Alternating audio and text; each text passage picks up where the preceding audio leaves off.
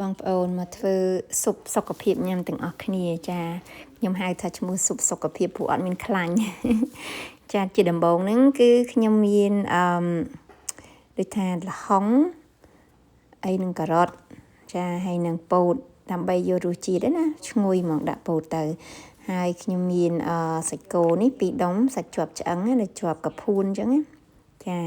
ហើយ2ដុំហ្នឹងវាទម្ងន់វាប្រហែលជាង1គីឡូហ្នឹងហើយយើងគ្រាន់តែយកមកចេញពីទូកកឲ្យបងប្អូនបាច់ចាំឲ្យវាលាយទឹកកកក៏បានដែរព្រោះខ្ញុំដាក់ស្ងោរក្នុងឆ្នាំងគេហៅ pressure cook ណាចាឆ្នាំងហ្នឹងវាលឿនយើងមកគ្រាន់តែរិនទឹកចោលបន្តិចហើយយកមកដាក់នៅក្នុងឆ្នាំងហ្នឹងទៅហើយខ្ញុំថែមទឹកជាយើងហ្នឹង4ខាប់ចាចំណុះ4ខាប់ហើយនឹងអំបិល1ស្លាបព្រាបាយចាដាក់ឲ្យក្នុងហ្នឹងឲ្យប្រៃអញ្ចឹងហ្មងណារួចទៅយើងដាក់ខុកវានេះបងប្អូនខ្ញុំប្រាប់ពីវិធីប្រើនេះហ្នឹងគឺខ្ញុំយកចំណុចដែលថាគេហៅថា meat ហើយនឹង stew គឺចំណុចទី2ចាហើយធម្មតាតែចុចមកភ្លាមវាចេញអូតូដាក់ទៅ1ម៉ោងហើយប៉ុន្តែខ្ញុំត្រូវការតែ25នាទីទេ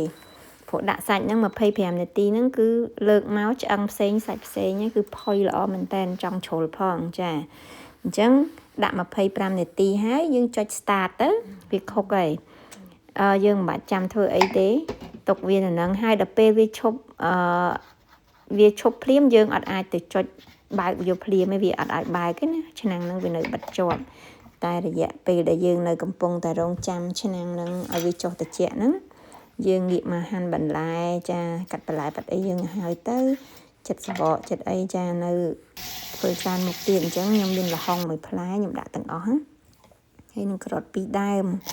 ចា2មើមអញ្ចឹងទៅយើងក៏ហាន់ហើយខ្ញុំអត់ហាន់ទូទេខ្ញុំហាន់ធំតិចកុំឲ្យវាឆាប់រលួយណាចាយើងដាក់នៅក្នុងហ្នឹងរៀបចំឲ្យស្អាតមកពោតអីវ៉ាន់ហ្នឹងខ្ញុំកាត់ក្បាលវាចេញឲ្យហើយទៅលាងទឹកឲ្យស្អាតចាលាងទឹកហើយប៉ុន្តែខ្ញុំអត់បកសបកចេញទេព្រោះចង់ស្ងោរទាំងសម្បកទៅ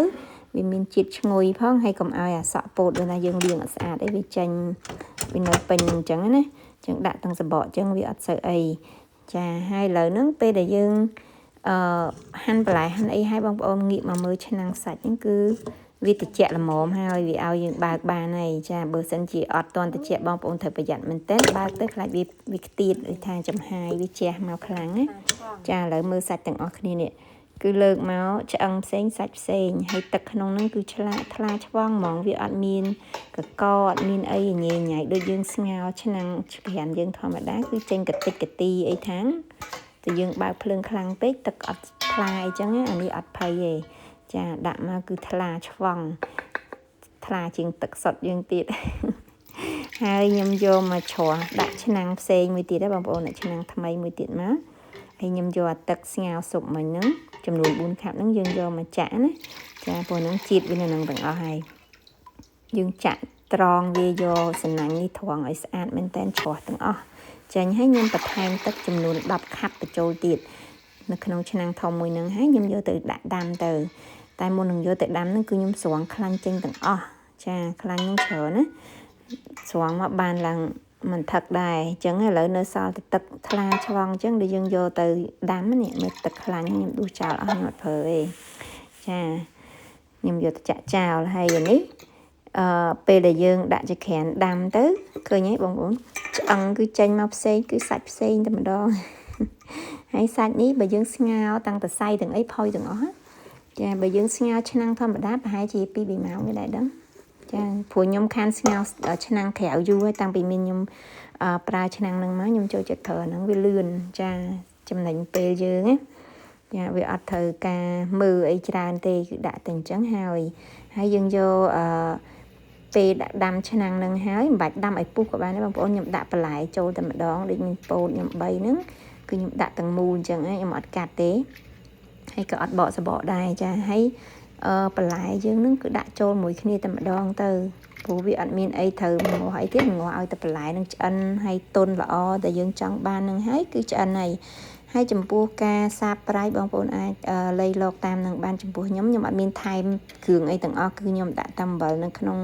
ទឹកហ្នឹងហើយយកមកថែមទឹក10ខាប់ពីលើទៀតគឺល្មមចាចំពោះខ្ញុំគឺអត់មានចាំបាច់ថែមគ្រឿងអីទាំងអស់ ចាល្មមឆ្ងាញ់ហ្មងតែបើបងប្អូនចូលចិត្តសាបផ្អែមប្រៃអីអាចថែមថយតាមនឹងតិចតួចទៀតបានណាចាហើយសាច់មិញដែលយើងហាន់ហើយ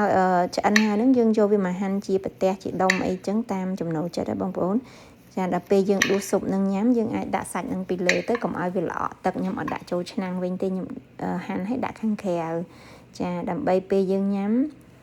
ដួសញ៉ាំហើយយើងដួសហើយយើងដាក់សាច់ម្ដុំពីលើទៅចាវាជាការស្រេចអញ្ចឹងយើងអត់ប្របាក់ដាក់ទៅវិញទេទឹកស៊ុបហ្នឹងគឺនៅថ្លាឆ្វង់ដដែលអញ្ចឹងឯងហ្នឹងហើយឃើញទៅតំណងឆ្ងាញ់បងប្អូនហើយមានជាតិល្អព្រោះឈ្ងុយពីពោតពីអីទាំងអស់ហ្នឹងចាអរគុណបងប្អូនទាំងអស់គ្នាជួបគ្នាវីដេអូក្រោយទៀត